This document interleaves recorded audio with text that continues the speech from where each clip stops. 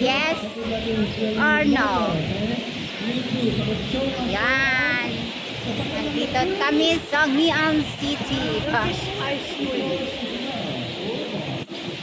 Gusto mo ng ice cream? Ayun. Mga bagong ano lang dito. Dito agad pumupunta. Ngee City. Ay, grabe yung pawis ko. Pasyal-pasyal din. Pasyal-pasyal. Yung kasama ko. Ayun, no. My fountain.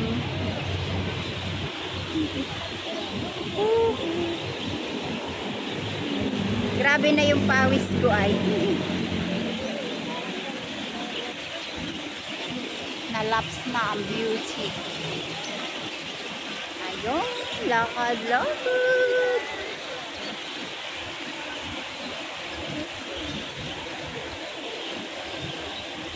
Wala na.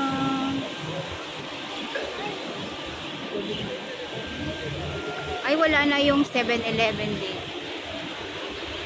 Maghulog pala ako sa 7-Eleven.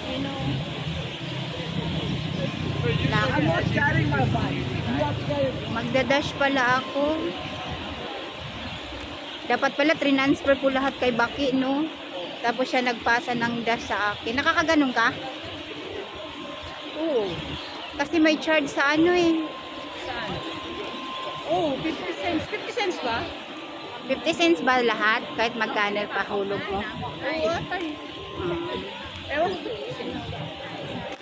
Kasi sayang din. So, grabing init. Sige, mamaya na lang i-dash mo sa akin. Ihulog ko sa account mo. Pero mas maganda pag gano'n. Picturean mo yung ano mo. Yung... Ano? Yung code. Yung QR code mo yun.